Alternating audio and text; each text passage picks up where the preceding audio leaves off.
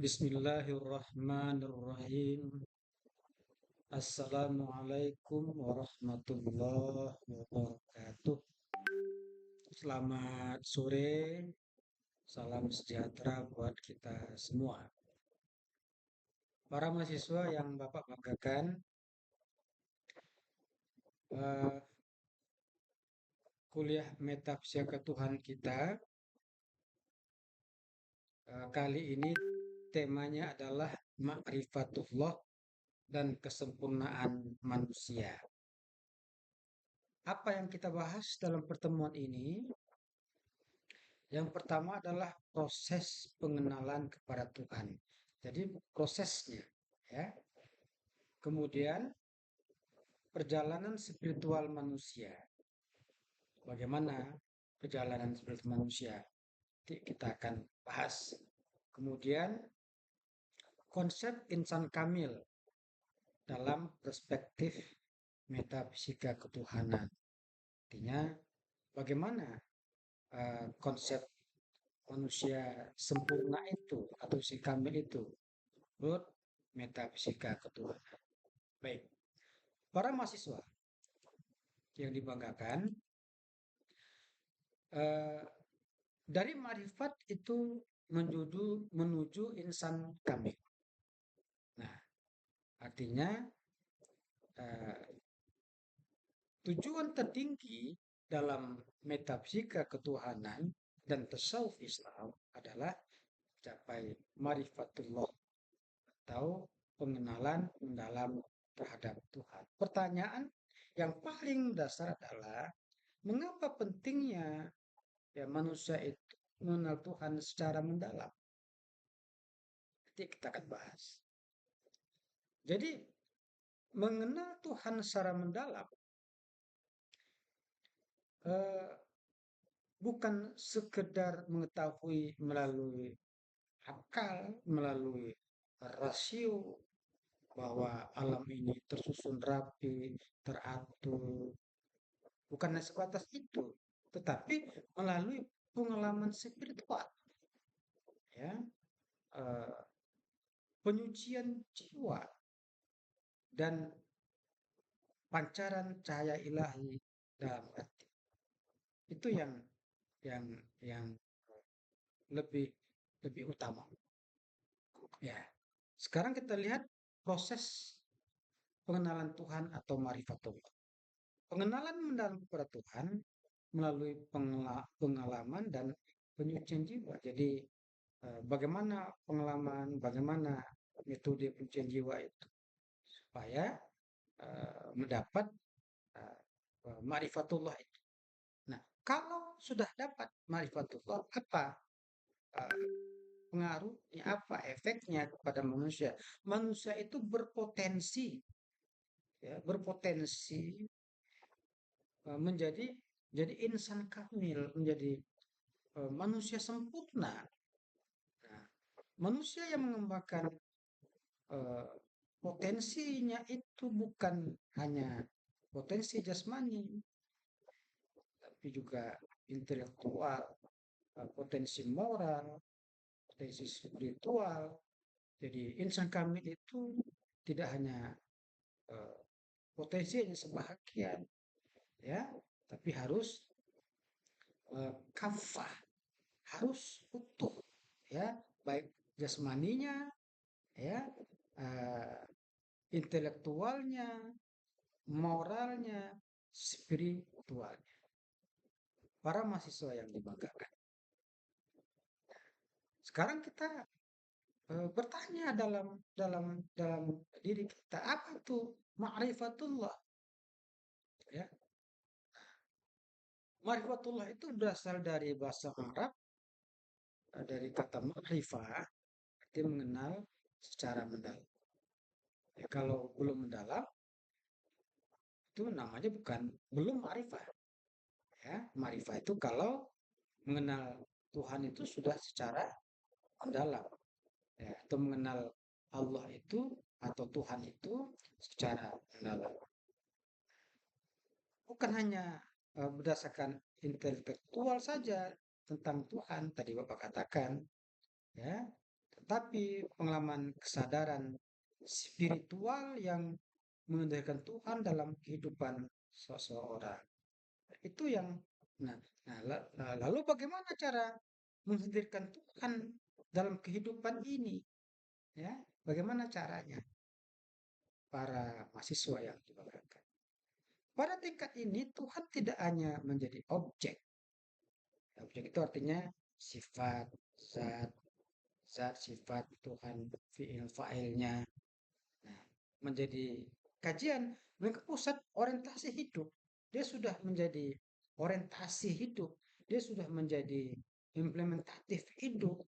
Ya, semakin semakin besar pengaruhnya, ya, semakin kuat makrifatnya, ya, semakin kuat hubungannya dengan spiritualnya dengan Tuhan. Sebaliknya, ya, semakin semakin apa? Semakin jauh marifat seseorang, semakin jauh dia mengenal Tuhan, ya, semakin lemah hubungannya dengan spiritualnya dengan Tuhan. Jadi kuat atau lemahnya hubungan manusia itu dengan Tuhan itu adalah spiritualnya. Ini yang menjadi harus jadi perhatian bagi uh, semua orang, ya, mahasiswa yang dibanggakan. Nah, uh, ada perbedaan ilmu dan makrifat. Jadi ada orang beranggapan makrifat itu ilmu, ilmu itu makrifat. Jadi kita akan kupas, ya, sekilas saja bahwa antara ilmu dengan makrifat itu suatu dua hal yang berbeda. Apa yang membedakannya? Yang pertama adalah, nah, sumber, ya, ilmu itu dari mana?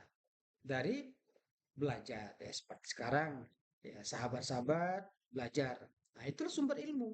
Dari mana lagi? Sahabat membaca sendiri, sahabat mendengar, terus menganalisis, berpikir, meriset, itu sumber dari ilmu.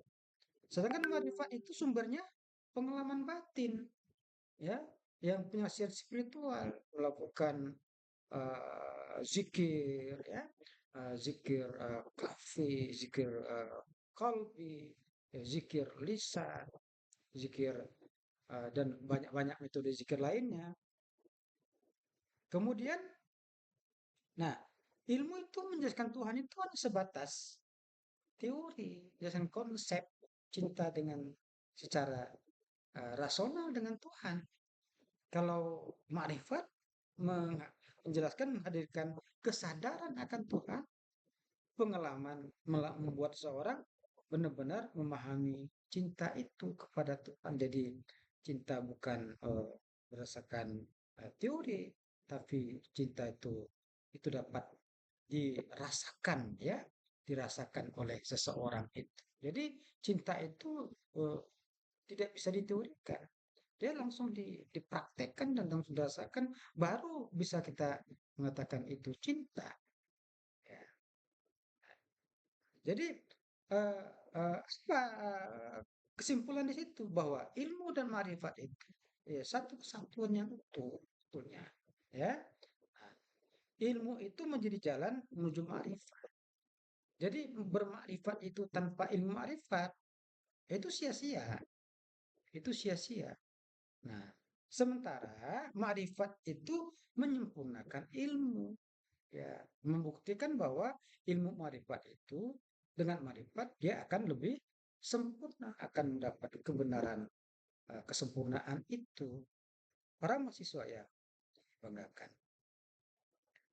Nah, dalam dunia eh, tasawuf, ya, dalam dunia tasawuf ada istilah mengenal Tuhan melalui diri sendiri. Itu bagaimana caranya itu, ya? Apakah Tuhan itu di dalam diri? Sehingga dikatakan mengenal Tuhan itu melalui diri sendiri. Sahabat, kita dengar penjelasan. Para sufi, sufi itu adalah orang Islam yang uh, mengamalkan amalan tasawuf. Ya, para sufi itu menekankan bahwa salah satu jalan menuju marifatullah itu adalah mengenal diri sendiri. Salah satu, bukan satu-satunya, ya. Nah, tapi salah satu jalan menuju marifatullah itu, mengenal Tuhan itu adalah dengan mengenal diri sendiri. Manusia memahami hak dirinya. Kalau memahaminya, dia akan menyadari keterbatasannya. Ya, umurnya terbatas, ya, matanya penglihatannya terbatas, telinganya terbatas, kekuatannya terbatas, rambutnya dulu hitam sekarang sudah putih, tenaga dulu kuat sekarang sudah lemah. Jadi kalau itu disadari oleh manusia, manusia itu pasti menyadari bahwa ada keterbatasan dirinya.